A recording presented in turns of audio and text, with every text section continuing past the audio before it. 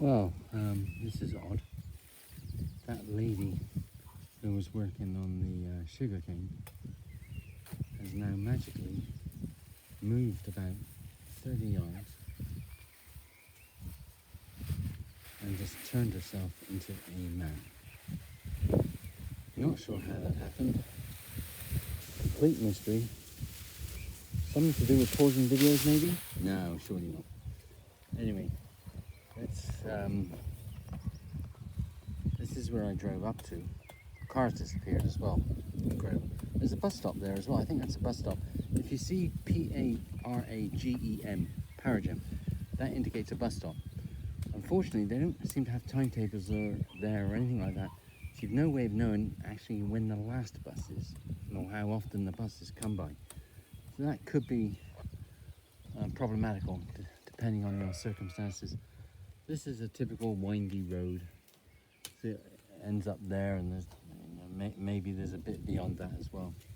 I did drive it a couple of days ago, and it just dead ended up there. But again, if you're walking, it would be fine. Just get yourself there and then come back again.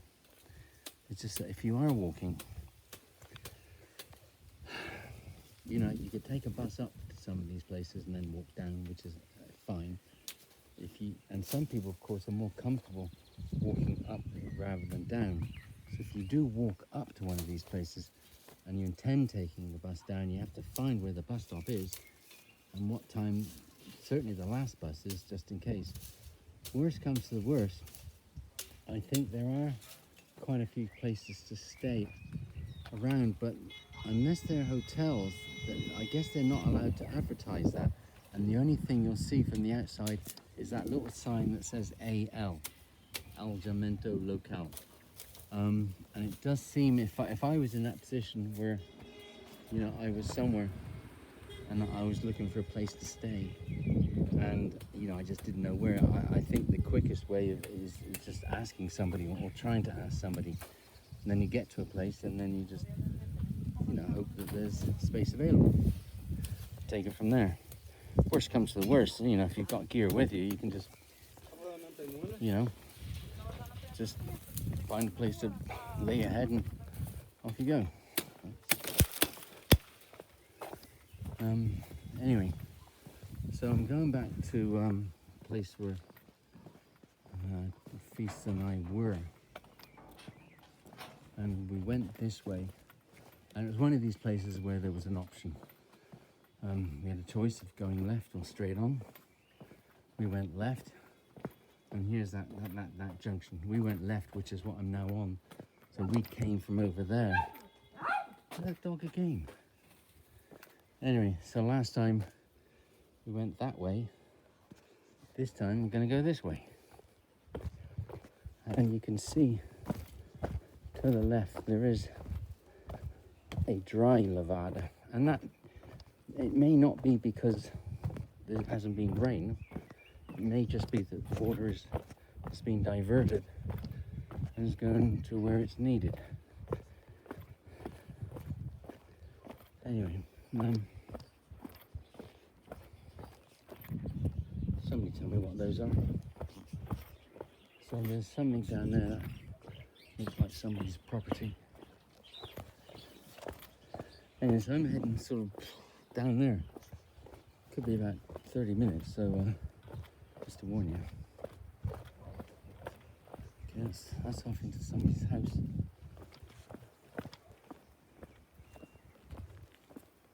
Oh, that looks like I was gonna say watermelon, but maybe not. Anyway, so we're back down to the main road. And I think, so you get this sort of thing, you get like steps that go down, but then there's like a makeshift sort of barrier. So I guess that's somebody's property. So I'm just going to carry it down.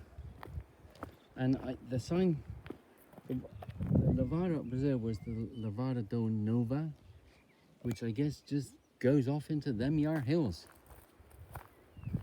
which is great if you're into that sort of thing. The other thing I should say that if you're in Funchal, there's well, not just Funchal, but certainly Funchal, but island-wide, there's no end of companies that advertise levada walks, and certainly the ones I saw advertised in Funchal, they'll pick you up at wherever you're staying in Funchal or Canisal, which is just next to the east of Funchal.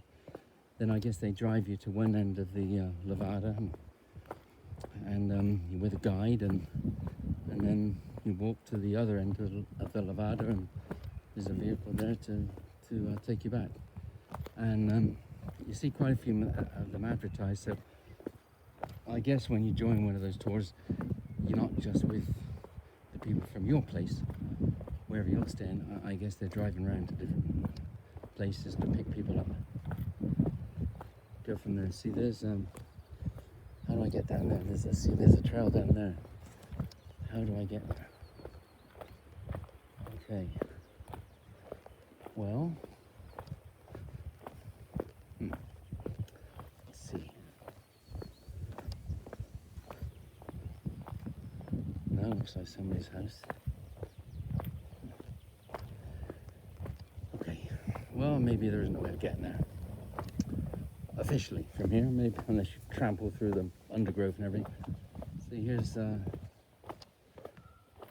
maybe the same levada as before, and maybe, you know, other times this has got water flowing through it. Just depends on the needs, I guess. See, there's some water trickling in there from somewhere, and meeting up with this levada, and you know, possibly, you know, a few hundred yards down the road, there's a lot more water gushing down. Yeah, that goes to someone's home. Oh well.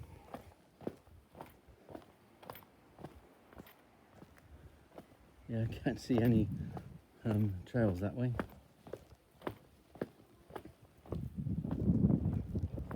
Anyway, you get the idea, right? You get the idea.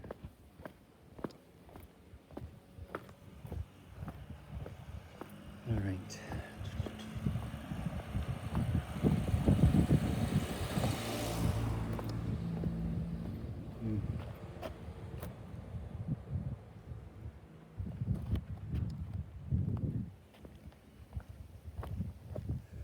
Anyway, see, there's the ocean there. Great place for drones, actually, if you're that way inclined. If you want to fly a drone around, we've seen and heard a few drones being flown around.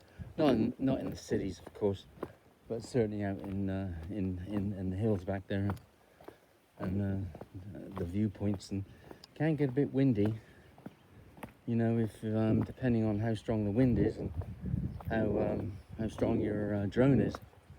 I would think there's got to be times when you can risk losing one, or, you know, if you're flying too close to a cliff edge or something else, and a gust of wind comes along and, you know, could smash it into the side of the cliff, and you'll never see it again. But I suppose if you've got live footage of it, you could see the demise of your drone. How sad that must be. Anyway, now see, you can hear a bit more noise here. This levada right here is dry, but there's another one coming down from the left, which is like that. So that's come from down up there, going under the road. And of course, once it's under the road, can't follow it anymore. So I guess that's going off down there somewhere. Or maybe, because under the road you can't actually see what, you know, which way it's been run through. Anyway, wow, look at the way some of these people have to park their cars. Dear me. Can you imagine if the handbrake failed? Oh dear. And just park it, and then of course, you know, you got to reverse it out of there. Lord above. I couldn't even do that with the car I drive in London. That'd be a tight fit. Where's that? See these? Yeah, see the steps just end just down there. It's like nowhere to go.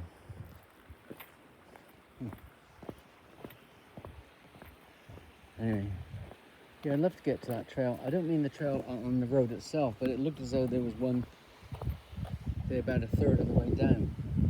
But who knows? You know, maybe it finished down there somewhere. Oh, here's a mirror on the road. You don't see too much of that actually, which is kind of a shame. Where's this one goes? Oh, see, there's that levada going down there, and those steps.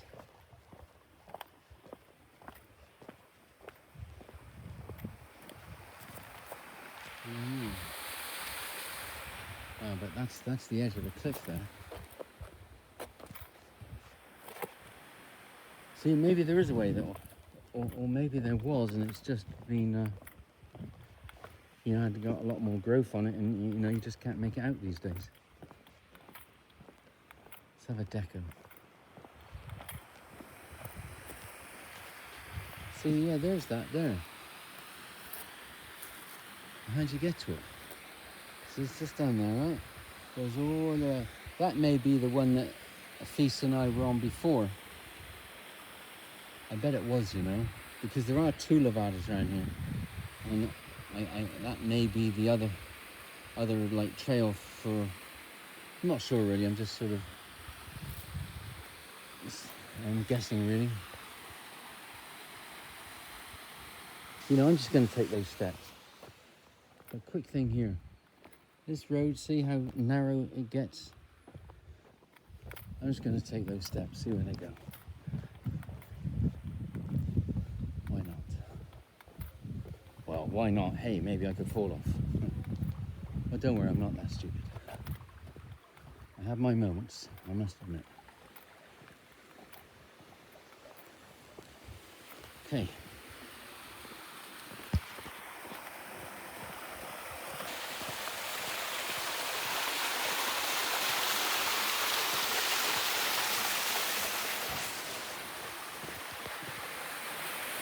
Well, I don't have a clue where I'm going, but far for the course. You do have to be careful on this stuff though, because if you do slide and fall over, it is concrete.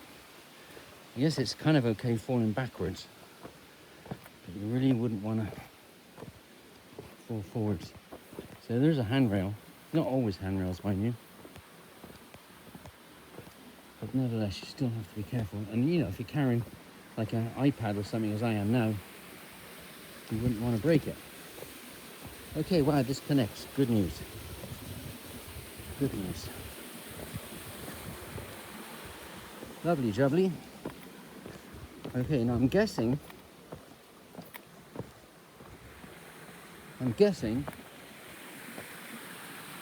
that Feast and I have walked along here before. So, could have stayed on the road and worked things that way. But, well, you know, nothing like a bit of uncertainty, is there? And you may have noticed from a previous video that Feast is a bit of a scaredy cat, actually. She's not always like that. Don't know what's going on there. But anyway, maybe she's pregnant. She hasn't told me. Oh my God. Right. Anyway, so here we go. It's all very civil and nice. So there's no interesting, right? See here, there's handrail of sorts, and interesting enough, this is the bit that you wouldn't want to fall over. And those steps, just seeing that, where do those steps lead to? Those steps look as though they stop. Well, okay, well, we'll stick with these. But this bit here now that we're coming up to, it looks to be a bit safer here. So, you know, so to speak. So there's no handrails here.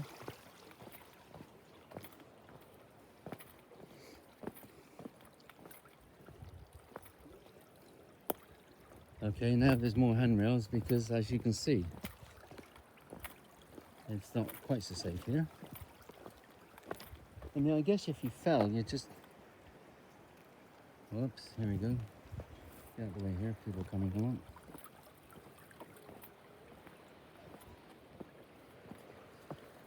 Hello, thank you. Bon tarde, no problem. Okay, so if you fell here, I guess you just fall into the undergrowth, and you know, depending on what it consists of, you might get a few thorns and pricks and be generally uncomfortable. But of course, if you rolled and you rolled off the edge, then well, obviously that's a different ball game, isn't it? But if you did fall down there, you just have to sort of uncouple yourself from the undergrowth and pull yourself back up. Not very nice. And of course you wouldn't want to bang your head or anything else. But certainly if you went off the edge, then yes, I think that is the edge. So yeah, that would be that. Anyway, we go along.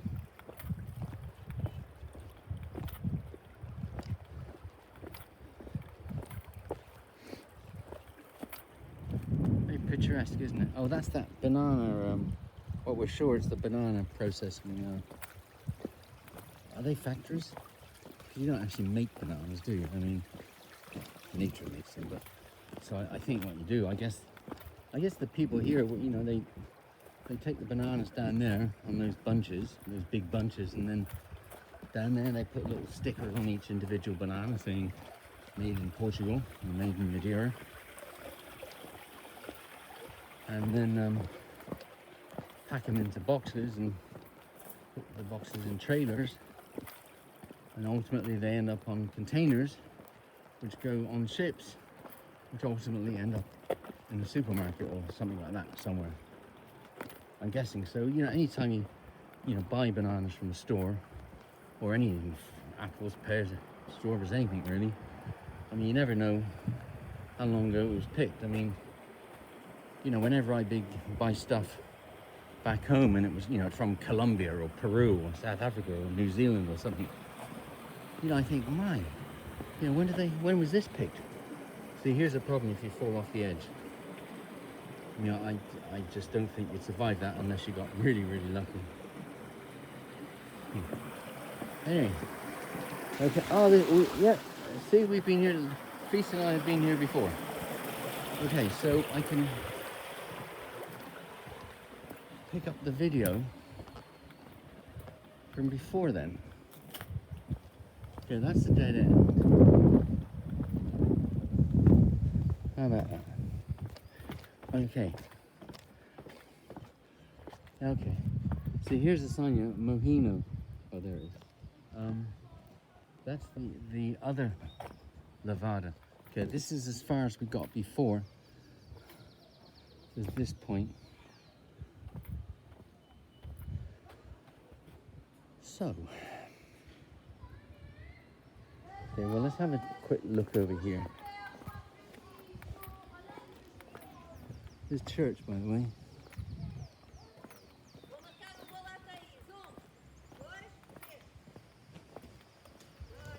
Well, it's a school, I guess. I'm sure. Anyway. Oh yeah, I can hear lots of noise now. Noise from, you know, water noise, not kids playing noise.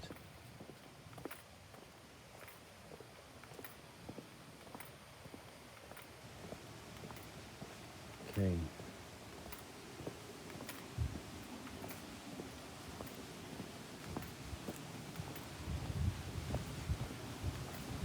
Whoa, it's almost gushing. You listen to it.